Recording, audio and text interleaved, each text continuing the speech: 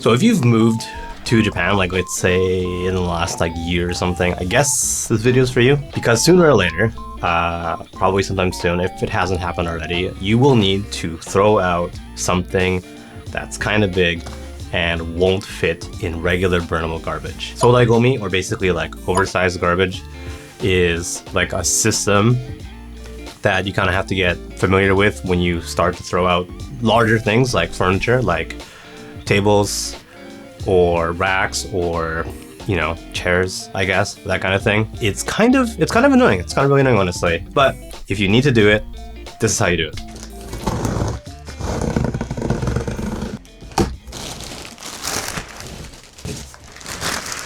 The first time I ever had to do any kind of like sodaigomi or oversized garbage was when I was moving out from my first apartment, and I had like a chair to throw out and my bed at the time, and I actually didn't know how to do it. Luckily, the moving, I don't want to say moving company, it's like a moving guy. It's a guy on the internet with a truck, but that guy said he would just take care of it himself. And I don't know if he did it legally or if he just took my stuff and then kind of threw it away.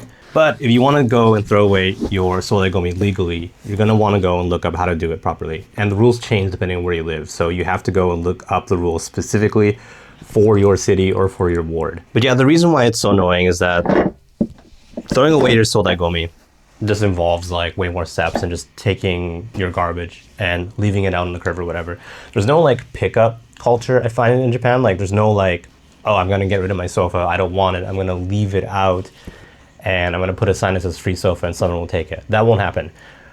You'll get in trouble. It counts as like illegal dumping. The thing about throwing away your big garbage is that you just can't have them come pretty much at your convenience. Like you can't have them come the next day or even the week after. It depends on where you live. But in my experience, from all the times that I've ever had to do it, it's usually anywhere between 2 to 3 weeks in the future.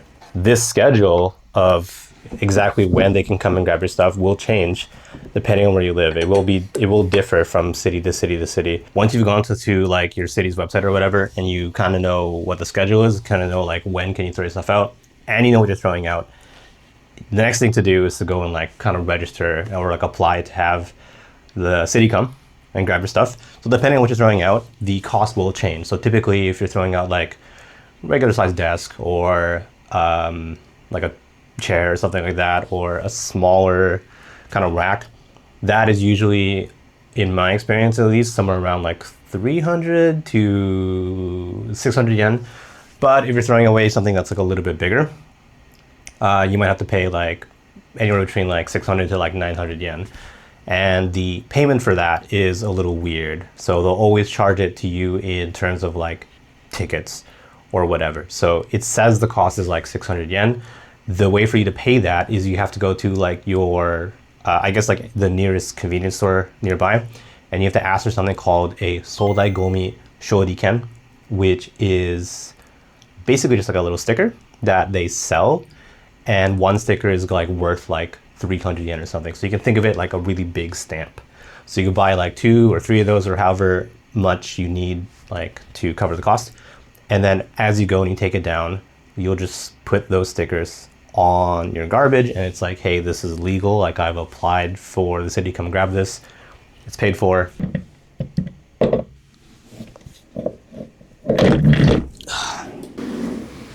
Generally, what counts as sodaigomi will vary, I guess, from city to city. But in general, it'll be basically anything that is longer than, I think it's 40 centimeters in any dimension. So if it's like a rack that's 45 centimeters tall, that's sodaigomi. Or if it's like, I don't know, if it's anything that's like longer than 40 centimeters on one side. But that exact dimension could change just depending on where you live. So you're going to have to go look that up. Now, keep in mind, there are some things that are really big, but are actually not sodaigomi. Stuff like refrigerators, stuff like aircon units and TVs. Those are not sodaigomi, and those have their own separate rules for pickup, and it's super annoying, and that's like part of living in Japan, and some things are really annoying. But that's something different entirely. It's not sodagomi. There's also the case where something might be too big, if that makes any sense.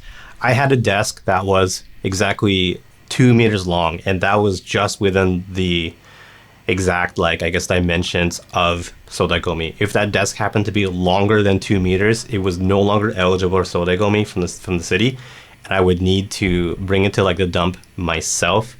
Or, and this is something that also works on basically anything, if you can literally, if you can cut up your thing, if you can make it smaller than 40 centimeters in any dimension, it's not sodagomi anymore, and you can actually throw it away in burnable garbage, which is a pro tip, I guess, that a really, really old coworker of mine gave me when I first moved to Japan.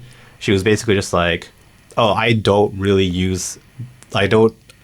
sodagomi. I just destroy my garbage.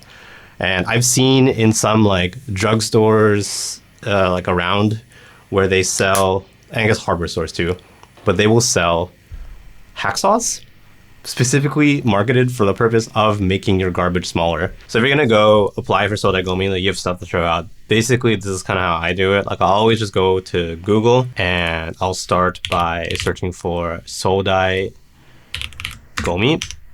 and then the name of the city that you live in. So let's say, for example, that we live in Setagaya-ku in Tokyo. A lot of stuff will show up, but you basically want to just try to find the one that is the website for your ward or your city office, because that's who you're going to be applying to. So in this case, we have a couple links from the Setagaya City website directly. That's the one you want. So click into that and you'll get taken to Setagaya-ku. Now, if you have any kind of experience with Japanese websites, you'll know they're usually not very good and you kind of have to navigate. If you know enough Japanese to navigate this website in just Japanese, that's great. But if you don't, then most like municipal websites will have some kind of translation function, either machine translation, which is hit or miss, or, which actually this might be worse, but like human translated, because sometimes they're really bad. But let's click on foreign language here, switch to English. Yeah, you'll get this like notice that says like, hey, it's machine translated, it might be bad or whatever. So you'll get your exact same website in janky English. But yeah, here it says electrical appliances, but does not include air conditioners, televisions, or whatever, because that's e-waste.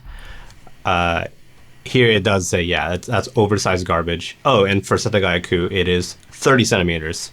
So yeah, definitely look up for your city what counts as oversized garbage. And I guess in Setagaya, it's 30 centimeters on one side. Right, okay, so definitely you can call a number if you need to arrange for pickup, or you can do it online. So I always do it online because I don't like using the phone.